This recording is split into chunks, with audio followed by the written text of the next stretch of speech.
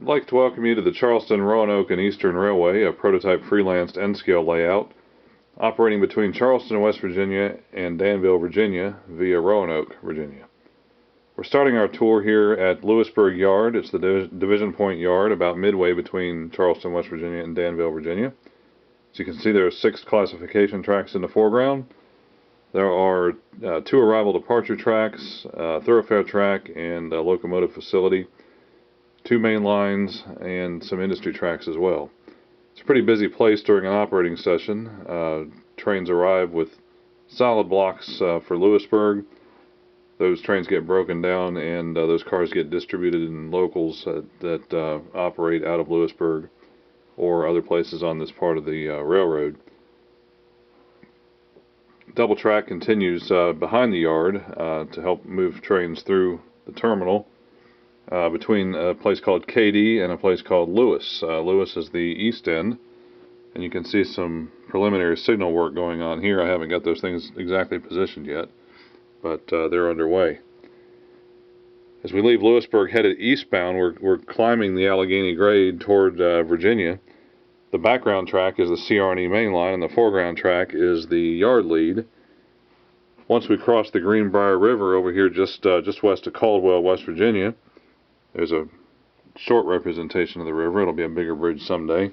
Once we cross the river, we start the Brushy Mountain Railroad in the foreground. The yard lead becomes the Brushy Mountain, and the main line continues off into the background here around the curve until we enter Caldwell, West Virginia. There's a quarry here. That's Greystone Quarry behind us, behind the main line there. A set of signals that are getting put into service. There's also a block plant here, a lightweight block plant, and there will be a bagged ready mix plant here as well. Most of it's just imaginary at this time because we're obviously very early in the scenery construction. I've been focusing on operations and now focusing on getting the signaling system working. The main line continues around to Archer Fork down below. That's the Brushy Mountain Railroad down below. Archer Fork has a limestone processing plant, and the Brushy Mountain ducks under the John R. Comita Bridge and heads off into their staging track that'll be semi-hidden. Main line climbs up to Glace, West Virginia.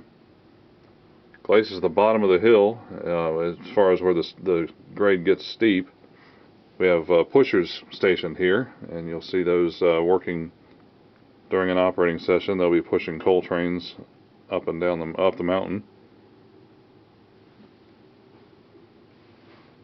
Shaver Wood Products in the foreground ships out wood chips, and Roanoke Cement in the background receives loads of cement from a large Roanoke Cement facility in Virginia.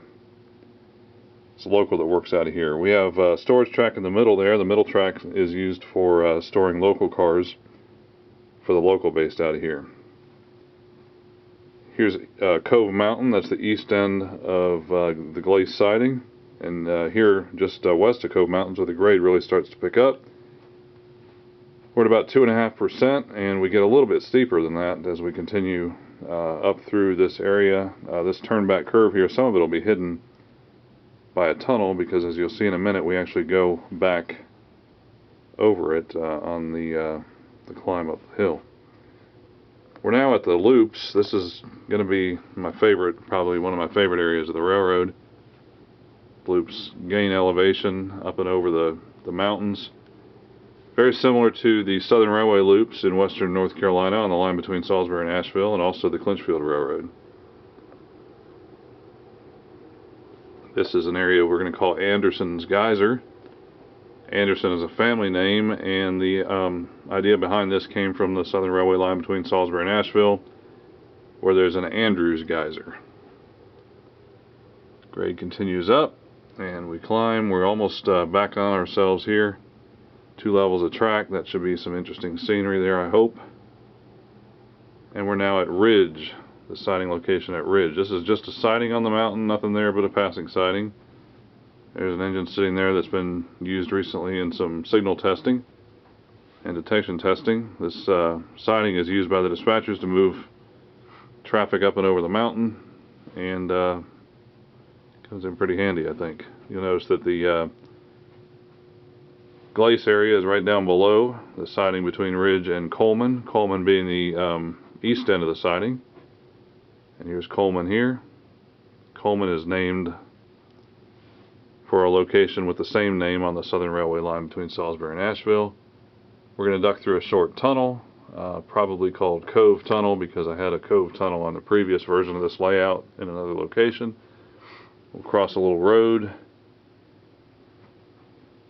and we continue up, climbing the hill toward Forester, Virginia. This black enclosed area right here is the lining for the tunnel that will be called State Line Tunnel. Forester's here. It's a wood yard at Forester. As you can probably see, I don't have all my backdrop painted yet. And the scenery's in various stages of not much completion at this time, but you get an idea with the green through this area what it might look like. We're going to cross Potts Creek here. Potts Creek branch is in the foreground. It's mostly abandoned once you get out of town, but this is the location called Paint Bank, Virginia. Paint Bank, like so many other places on this railroad, are named for locations on the map. They're in the correct order, and I like to try to model the towns kind of close to the real ones, but realizing that a railroad goes through there in my world, whereas it doesn't really in their world, in the real world, there could be some differences. So the town of Paint Bank will be based on the real town of Paint Bank, which is just inside the Virginia line. And we're climbing through Smith Tunnel and some other semi-completed scenery. This is the tallest point on the railroad right here, highest point. We call Lizard Curve. We climb to the top and then start descending toward Johns Creek. And we pass through a tunnel, and we have some vegetation actually on the mountainsides here. We have some trees. We have the Johns Creek trestle. And then at Johns Creek we disappear into a tunnel which actually goes through a wall, and I'm going to back up to show you that the railroad actually continues through a bathroom and laundry room area to the other side of the basement, and that's where we'll pick up in part 2.